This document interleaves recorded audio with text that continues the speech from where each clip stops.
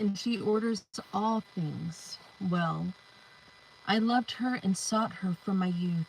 I desired to take her for my bride, and became enamored of her beauty. She glorifies her noble birth by living with God, and the Lord of all loves her, for she is an initiate in the knowledge of God, and an associate of his works. If riches are a desirable possession in life, what is richer than wisdom, the active cause of all things? And if understanding is effective, who more than she is a fashioner of what exists? And if anyone loves righteousness, her labors are virtues, for she teaches self-control and prudence, justice and courage. Nothing in life is more profitable for mortals than these. And if anyone longs for a wide experience, she knows the things of old and infers the things to come. She understands turns of speech and the solutions of riddles. She has foreknowledge of signs and wonders, and of the outcome of seasons and times. Therefore I determined to take, knowing that she would give me good counsel and encouragement in cares and grief.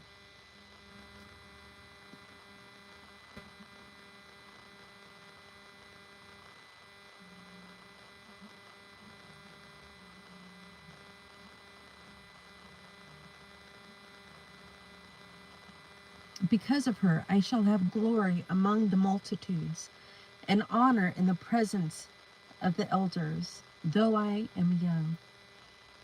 I shall be found keen in judgment, and in the sight of rulers I shall be admired.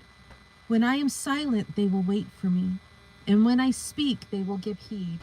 If I speak at greater length, they will put their hands on their mouths. Because of her I shall have immortality, and leave an everlasting remembrance to those who come after me. I shall govern peoples, and nations will be subject to me. Dread monarchs will be afraid of me when they hear of me. Among the people I shall show myself capable and courageous in war. When I enter my house, I shall find rest with her, for companionship with her has no bitterness, and life with her has no pain, but gladness and joy. When I considered these things inwardly, I pondered in my heart that in kinship with wisdom there is immortality, and in friendship with her pure delight, and in the labors of her hands unfailing wealth, and in the experience of her company understanding, and renown in sharing in her words. I went about seeking how to get her for myself. As a child, I was naturally gifted, and a good soul fell to my lot. Or rather, being good, I entered an undefiled body. But I perceived that I would not possess wisdom unless God gave her to me, and it was a mark of insight to know whose gift she was. So I appealed to the Lord and implored him. And with my whole heart I said, this is chapter 9, O God of my ancestors and Lord of mercy, who have made all things by your word, and by your wisdom have formed humankind, to have dominion over the creatures you have made, and rule the world in holiness and righteousness, and pronounce judgment and uprightness of soul. Give me the wisdom that sits by your throne, and do not reject me from among your children.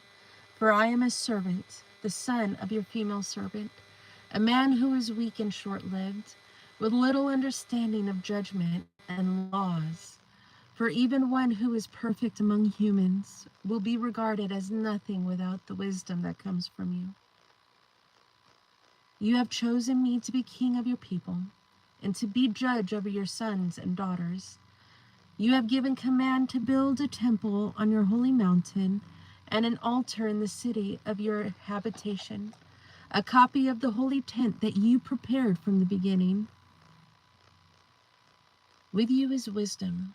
She knows your works and was present when you made the world. She understands what is pleasing in your sight and what is right according to your commandments. Send her forth from the heavens.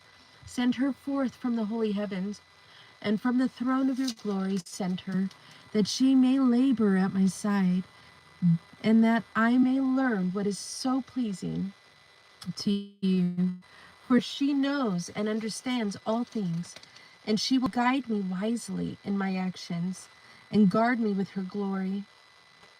Then my works will be acceptable, and I shall judge your people justly, and shall be worthy of the throne of my Father. For who can learn the counsel of God? For who can discern what the Lord wills? For the reason of mortals is worthless. For the reasoning of mortals is worthless, and our designs are likely to fail. For a perishable body weighs down the soul, and this earthly tent burdens the thoughtful mind. We can hardly guess at what is on earth, and what is at hand we find with labor. But who has traced out what is in the heavens? And who has learned your counsel, unless you have given wisdom and sent your Holy Spirit from on high?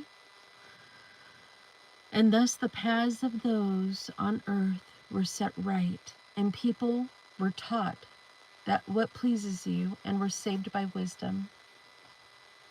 I think that's good for today. God bless you.